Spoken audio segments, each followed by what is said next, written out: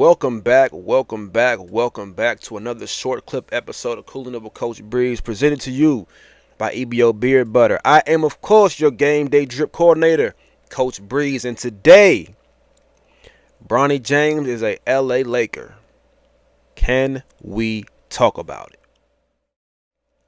All right, so first things first, let's look at the basketball side of Bronny getting drafted, right? So, number one, do I think Bronny James should have stayed in school, whether that was at USC or transferring elsewhere? Short answer is yes. I don't think Bronny James was an NBA-ready player.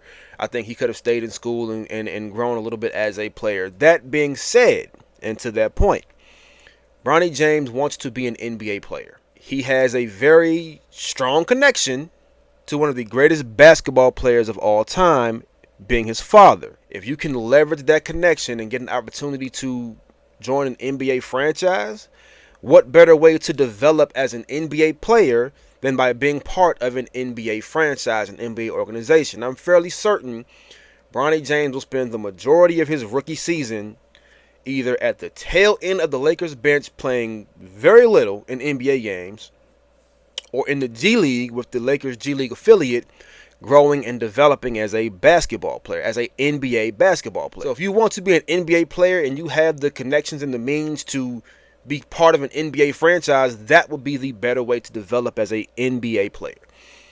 Because the fact of the matter is that USC, Kentucky, Duke, UNC, Ohio State, whatever other school Bronny James could have possibly gone to, regardless of how good those coaches may be, how historical those programs may be, they are not NBA programs. They are not NBA franchises. They cannot develop you fully as an NBA player because the college game of basketball and the NBA game of basketball are two different types of basketball. All right, that's the basketball side of this, is that Bronny James, long story short, wants to be an NBA player. He can develop better as an NBA player with an NBA team than he can with a collegiate team, especially a bad college team. Now let's get to the personal side of this, the social media side of this. I think people are taking this thing way too serious. First things first, all right? Anybody in life can, has, will, would leverage a connection and a relationship to advance themselves, which is effectively what Bronny did. His father was LeBron James, one of the greatest basketball players of all time, and he effectively leveraged the relationship to get an opportunity to be an NBA player.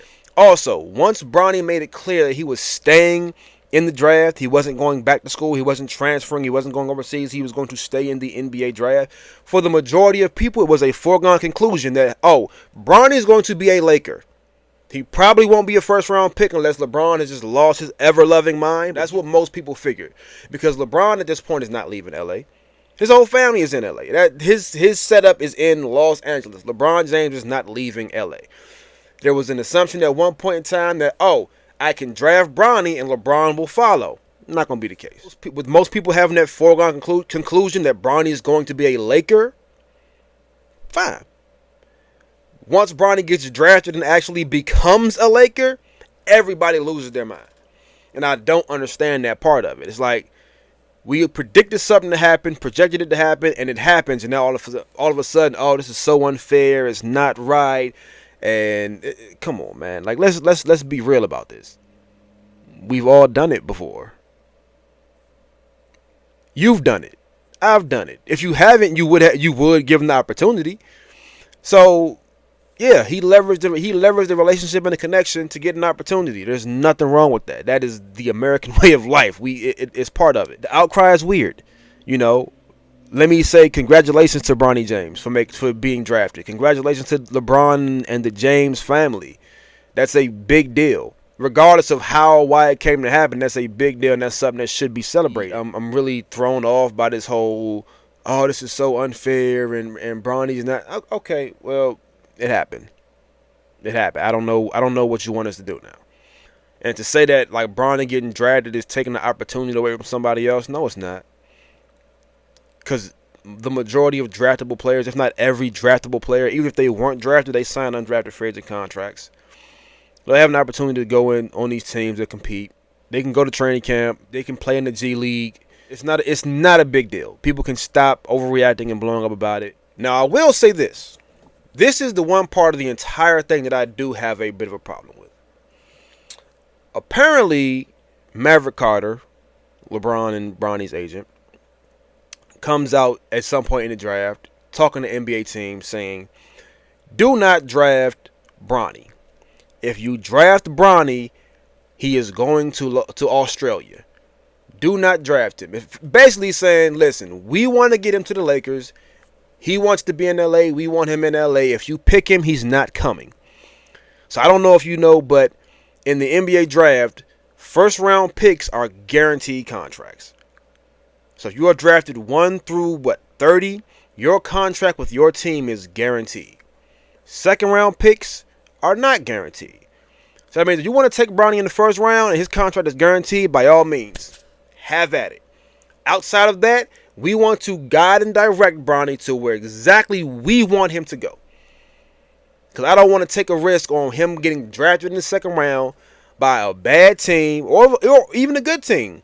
Not playing, getting cut, bouncing around, and affecting his long-term career. Nope, send Bronny right to LA where we want him at.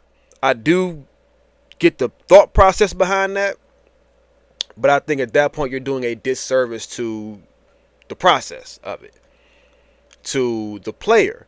That's a grown man. He's LeBron James's child, but he's not a kid anymore.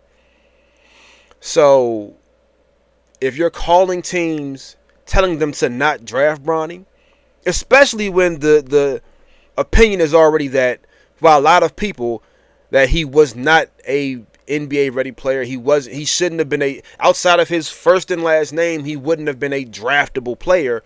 Now you're doubling down on that leverage and those connections. Is like, yeah, we're gonna get Bronny where we want to get Bronny. We're gonna have Bronny playing where we want Bronny playing. I think that part of it is a bad look. That part of it bothers me a little bit because, again, you're affecting the process.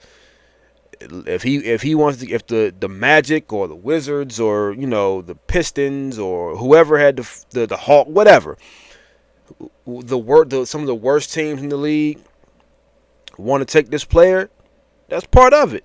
That at the end of the day, man, I think people should stop overreacting.